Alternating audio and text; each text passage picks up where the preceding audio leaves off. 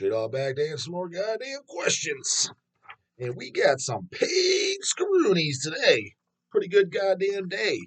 Previous one or two from yesterday and had the two, made the quota for today, goddammit. So that's good, that's good.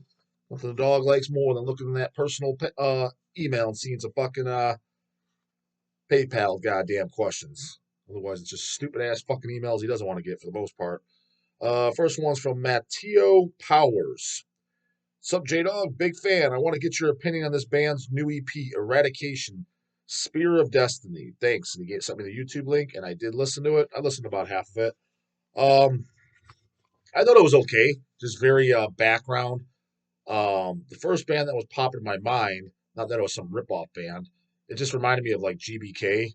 It just sounded like a very half-assed version of that, with just just kind of like nothing there, just really not doing anything for me.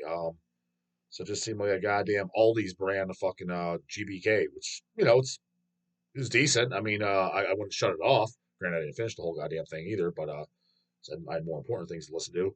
But I listened to I think up to the middle of the third song, the one with the goddamn probably goddamn Nazi type fucking intro or some intro. It sounded like it's probably from fucking Germany. I'm sure it's World War II and we're tough guys and blah blah blah blah blah. Could be wrong, but I thought it was fine. But for all you goddamn the GBK heads out there, Eradication Spear of Destiny. But again, I like some of the GBK stuff. Thought that last time we did was really good, but this was in the vein of that, but I just thought like nowhere near as good. So pretty much just another goddamn band that the scene doesn't need, is in my opinion, which is 99% of the shit that comes out in the last 20 goddamn years. This is a paid anonymous question. He said he wanted his name left out. Hey J Dog, can you keep my name private? So I can't just even print it on here. I am inquiring information about an inguinal hernia, which is the groin in your groin area. And there. I understand you got a surgery a while back. Yep, sure did. And I'm wondering how it went and how long it took you to get back to heavy lifting. I've been dealing with mine for a while with little to no issues, but it's been bothersome recently, and I've been contemplating surgery. Yep. What's funny is because my first hernia I had was in my belly button. And when I first noticed it, it was because my belly button was kind of sticking out and it was hard. I was like, what the fuck is this? But it didn't hurt at all. I remember I was just at my general practitioner doctor, and he's like, yeah, you have a hernia. I'm like, oh, really? It's like, yeah. He's like, does it hurt? I'm like, no. He's like, well, it will. He's like, and when it does, he's like, that's when you're gonna want to get it. You're gonna want to get it surgically fixed. Then, sure enough, he was 100% correct. It was like 6 months later, it started hurting. I'm like, oh fuck. And then it got to the point where I couldn't even take it. The pain was just becoming so irritating. That was about going on 11 years ago. And then my groin hernia, I had that. What was it? 2 years ago? It was around this time of year. Actually, it was in November when I had it repaired. I went to the same doctor. So basically, I was back in the gym really soon after. I mean, I got it done on a Friday. I went back to work Monday. Granted, you're in pain and you're a little bit uncomfortable, but again, wasn't lifting anything. But was doing cardio and shit. Next day, not hard cardio, just walking on a treadmill, which is the doctor I took. Bottom line is, go to a doctor if you can. Is called Dr. Grishkan. You can look him up. He's the top hernia surgery, without a doubt, in the country, if not the world. I'm pretty sure he is the top hernia surgeon in the goddamn entire world. He just so happens to be part of Cleveland Clinic and in Ohio. He's done tons of, like, for example, Big Ramy, if you know who that is, a two-time Mr. Olympia.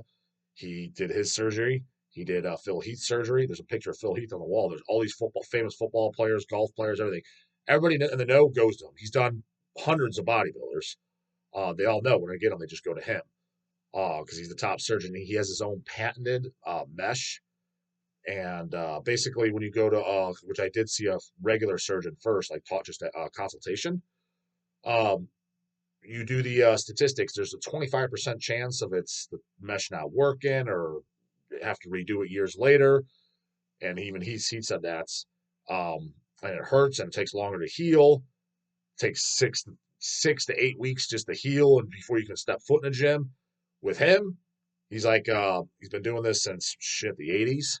He's old as fuck, so you might want to hit him up soon too. That before when I had my second one, like I said, like groin, I was like, fuck, I hope this motherfucker's still alive or not retired. Sure enough, he wasn't. Same facility. Um, he yeah, like I said, he uses his own organic mesh and that he's patented. And he says there's what a 0.1% chance that he'll have any problems, and he's only kind of like one hand. Forget the statistics of how many people he had to redo. He's like, oh, right, go to a normal surgeon. Then it's because the normal surgeon's doing all kinds of different surgeries. This guy, that's all he does. And he said with the mesh, it moves along with your body and it's pliable and all this other shit. Bunch of crap that, I mean, I didn't get the whole fucking, I didn't need all the goddamn details, but I mean, I looked at his goddamn credentials. He's a win-win. There's no reason not to go to him. The only reason you want to go to him, and even if you're in fucking, like I said, Big Ramy flew from goddamn Egypt to get it done. So you travel just to go get it done. But the only reason is that he's out of pocket.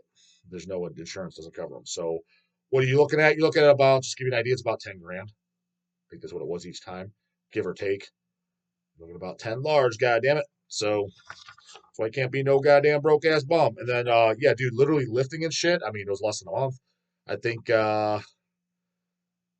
first 10 days I just did some cardio. After day 10, I did some like light training, just kind of some pump work, no legs. By the time I was back into doing legs, like leg presses and shit like that, 3 to 4 weeks. And that was me playing it safe. So, yeah, you get with the. I've heard other horror stories with other fucking surgeons over with him. I had no goddamn problems. So that's who I'd highly recommend. It's just that that's Scott All problem, goddamn it. That's a lot of goddamn paid questions right there. James Papson. Sup, J Dog? Been a customer at HHAB for a while, but relatively new to your channel. Channel still relatively new, brah, so you're doing just okay. Be 2 years old next month. Just want to say you're spot fucking on about all the bro core twink ass karate chopping canoes emerging in the scene recently. Mm-hmm. Sure am. Don't want to say any names, but I blame some of the newer labels for encouraging this cough, cough, maggot stomp. And he laughs himself. Anyways, if you have any leads or on where to get a physical copy of Authorize the Source of Dominion, or if Hells is going to have it in stock soon, let me know. Thanks, Barbara. I would imagine we should get a restock. First time I heard Authorized Source of Dominion is with the Crypt Records did that double LP. It was the album with the demo on there. Still have it to this day, of course, goddammit. And then the CD was repressed once, maybe even twice. And we've had it even in recent times, maybe like 6 months ago or so. So as long as that label's not sold out, we should get more. But what I really liked about the Source of Dominion is it was a Swedish death metal album that was from that early '90s, but you couldn't tell. Like it could have been like, oh, this might have been from the U.S. or it could have been from Finland, but just with good goddamn songs. A little bit more on the brutal side, as opposed to like melodic or whatever you want to say. So yeah, I thought that was a goddamn great album. Like just an actual pure, just true death. Like for example, like that's an album nobody brings up. But for example, is there anybody on Maggot Stomp that's better than that? I mean, I haven't listened to every goddamn band on Maggot Stomp, but I haven't heard one, not one. And some of that stuff's decent. It's $20 spin. Do they have a single band that's better than goddamn Authorize the Source of Dominion? I doubt it. But those labels, I'm bringing them up. That's the kind of death metal they play, the early '90s death metal, and it's cool, and I'm glad they play that sound, but it's like. That's why a lot of new bands. I mean, just with the guy at the top, would it be fucking the Eradication? I'm like, I just want.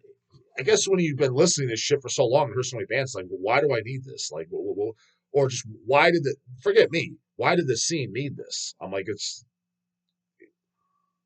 has been done. It's nothing new. It doesn't got any super strong songs or anything. It's just like, again, it doesn't suck. I mean, am I going to put that on over Suicide Silence? Fuck yeah, but it's nothing I need. It's just another band. It was just unnecessary. That's all. Um. So yeah, I'm not sure exactly when we get authorized, but should get it. Um. And as far as the canoes, I don't know if Maggot Stomp encourages it or not, or that's the reason for it. Dude, this shit's been going on forever, man. Forever, dude. Me and my brothers noticed this shit, and it was especially obvious in just the brutal death metal scene. I mean, the brutal death metal grindcore gore grind scene. We call it the goddamn Brian Baxter scene. any of those bands, which a lot of them, a good handful I like and stuff, it's hit or miss. You'd get some fucking jackass looking goddamn motherfucker. Like I said, Big Popper from Lividity, Mike Majeski from fucking Devourments. Uh, Look at that ridiculous ass fucking bass player from fucking Skinless. Don't even know that bozo's name. Remember when I first saw Skinless in 1999? I still liked them. That's when I first heard them, so I picked up their disc there. But I had to admit, I was like, basically had to put blinders on. Just didn't even look at the bass player. This guy's fucking annoying. The singer Sherwood was slightly annoying. He looked kind of fucking ghetto himself. Definitely didn't fit the bill. He fit the bill more than that goddamn bass player. But he did have a lot of energy and put on a good stage performance, so kind of canceled that out. But you're just, meanwhile, you're looking at him, you're like, this guy's a weekend warrior for death metal. Damn sure doesn't fucking know goddamn Necrovore demos. Real goddamn underground vault metal. Doesn't know for sure. He's a New York guy, man. He's just about listen to fucking whatever the New York shit, man. He's that crap. I mean, could be wrong. I briefly met him, nice guy, but it was that. But that's what that scene catered. Who was another good band that had? I mean, Cock and Ball Torture. I remember when they goddamn played here from Germany. They played the Ohio Death Fest in 2000. They didn't look completely deplorable, but put it to you this way: if I bumped into any of those fucking guys in the goddamn grocery store at the fucking Golden Arches, I would never guess that those guys listen to metal. Would never guess in a million years. Like, you guys listen to metal? Sure don't fucking look like it. Who's another one? Oh, Waco Jesus. The first album's fucking great. Singer looks ridiculous as fuck. He had khaki goddamn shorts on stage. I know, I got pictures from the actual show. Short hair. You got short hair too, J-Dog. I'm not in a fucking band, dude. I have short hair. Fucking guys getting old as fuck. Hair's falling out. Tactics. I don't want to be looking like no Shane Embry. That just looks goddamn ridiculous. It's like, you gotta know when to let it go, brah brah. And again, would I get on stage right now if I was in a band? Would I get on stage looking just the way I am dressed right now, which is black clothes, black shoes, and black pants and black shoes and a Malignancy shirt? Even though that wouldn't be deplorable, no. With short goddamn hair, no. I would come up with something. I would if I was in a band. You're putting on a fucking show. Don't think I need to explain it for the 100th fucking time. But that's, you saying maggot stomps kind of encourages. Not really. Fucking email was sent to me. I think it was Aaron, Puffin Barger. He emailed me, which I didn't know this. On the back of the disc, they look acceptable. Nothing special by any means. Band Baphomet. The almighty Dead Shown here. Again, $20 spin, fucking maggots stomp, and none of those bands. That I can say for sure. There ain't none of those bands that have an album as good as fucking Baphomet Dead Shown here. All those bands probably listen to that record, or it's in that style of music. Like, nothing that comes close. It's kind of like that. A lot of these new bands. Why do I need to check out, dude? Why? There's stuff that came out 30 years ago that it's way better, and it's not that stuck in the times or nothing. It's like I can honestly put it on. And again, I thought for maybe it's like me, like, listening to it and be like, it's just because that's what you grew up on. Not really, dude, because now, like I said, I went back to Infernal War, blew my socks off. I'm like, holy shit, this is fucking great. I re-listened that, it's been a few years since I listened to it. I showed you that Sordid Flesh. I'm like, holy shit, this is really fucking good. And that's a newer band. So it's like, it's not that, dude. It's not that. It's just most of these fucking bands coming out, they're mid as fuck. They're just mid as fuck. Nothing there. Same goddamn formula. It's the correct formula a lot of times, but they don't. Not everybody's a songwriter. Not everybody's an artist. It's kind of like if you collect comic books and you're like, I want to be a comic book drawer. Not everybody has the talent to be an artist, to an actual drawing artist. Just because you like it doesn't mean you can do it. And that's what happens. People get in this music style. Both the diehard metal fans and the weekend warriors, which is mostly weekend goddamn warriors, just casual listeners, not actual fanaticals. And but let's start a band, which because they enjoy the music. It's like, that doesn't mean you have the talent of being able to write good songs. And that is the reason why there's so many bands, and it's just like, it's fine. Background. Most of it, again, it comes in the underground shit like that. 95% of it is not deplorable. It's fine. It is a fine background. What the fuck it is. But anyways, going back to Baphomet, Aaron Puffin sent me a video from the 90s. I never actually seen any videos of Baphomet, never looked up anything live by him or whatever.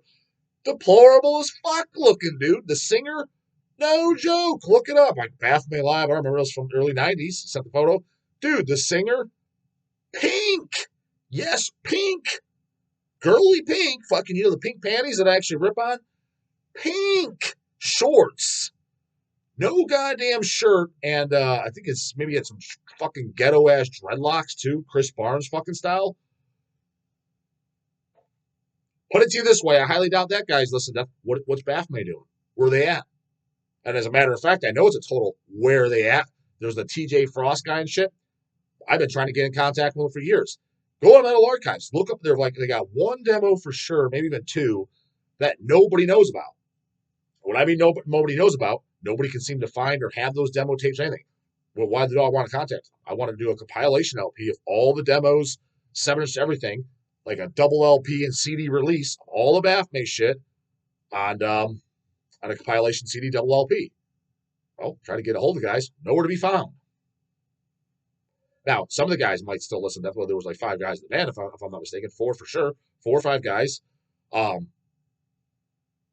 nowhere to be found. I would almost be willing to bet money just by looking at that goddamn singer. That poser ain't listening to goddamn Deathmetal anymore. His vocals were kill on the album.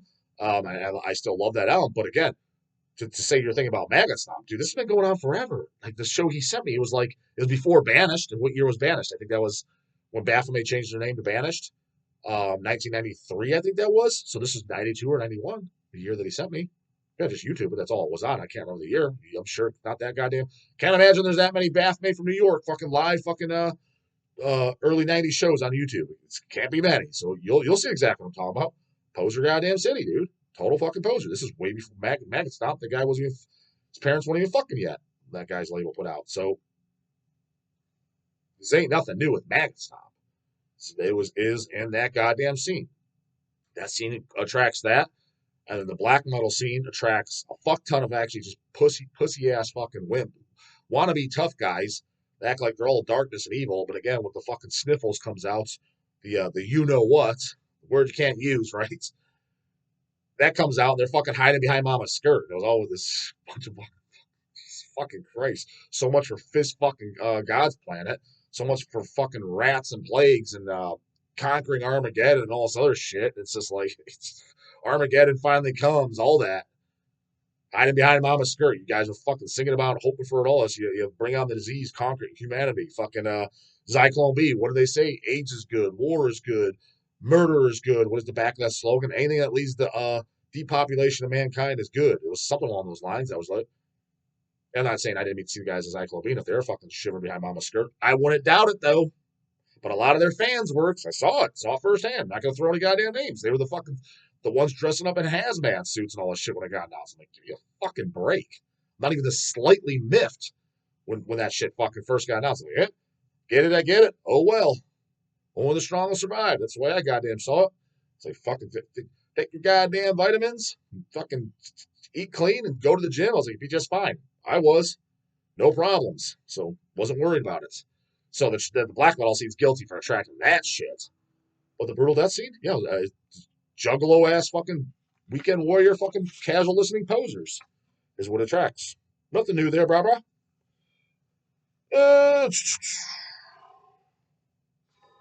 Where's next? 2 more pages, but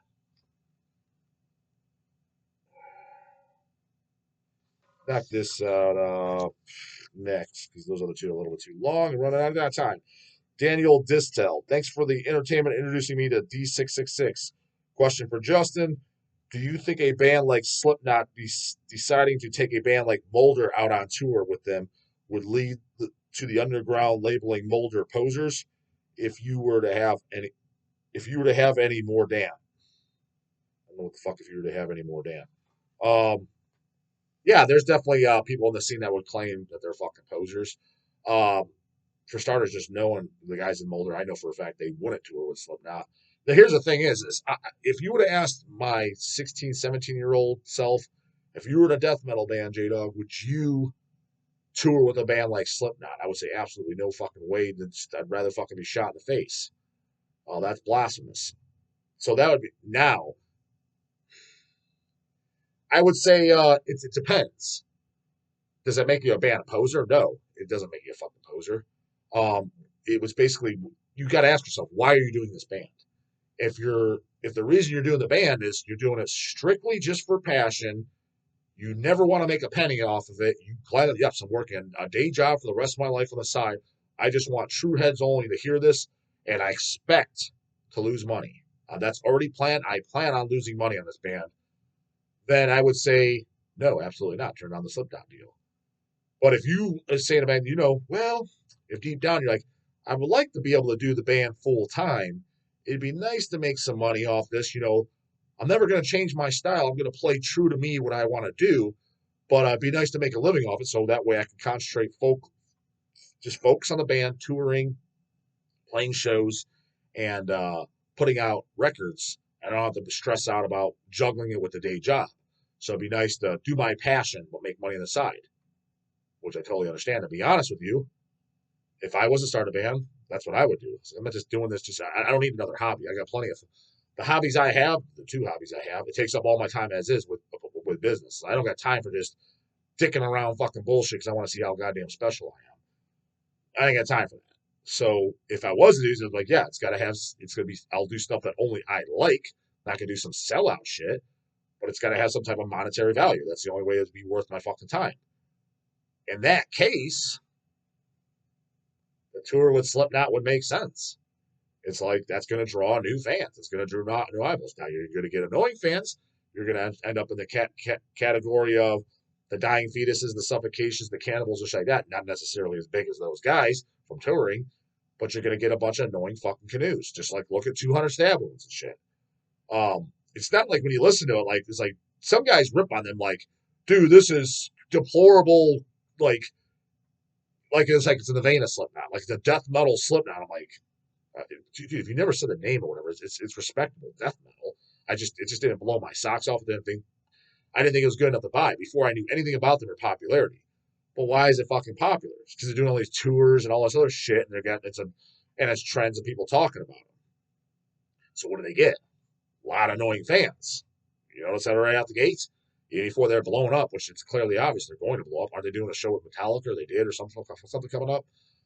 That ain't gonna fucking hurt their wallets. Everyone's goddamn sure their stock's gonna go up just by default from that alone.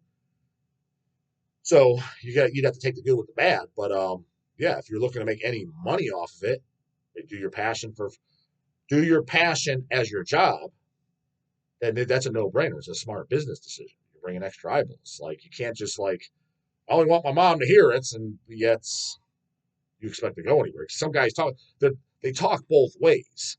They want to stay super underground and no one to hear it, but at the same time they're bitching that they make no money off it. I'm not gonna mention any goddamn names, but I know some people in person. I'm like, dude, you make no goddamn sense. You're your own worst enemy. Here's the idea: just play the music, get a manager, and get out of your own way because you don't know what the fuck you're doing. Like you're in both directions. You're in both polar opposite directions. I was like, and that's why you're going nowhere.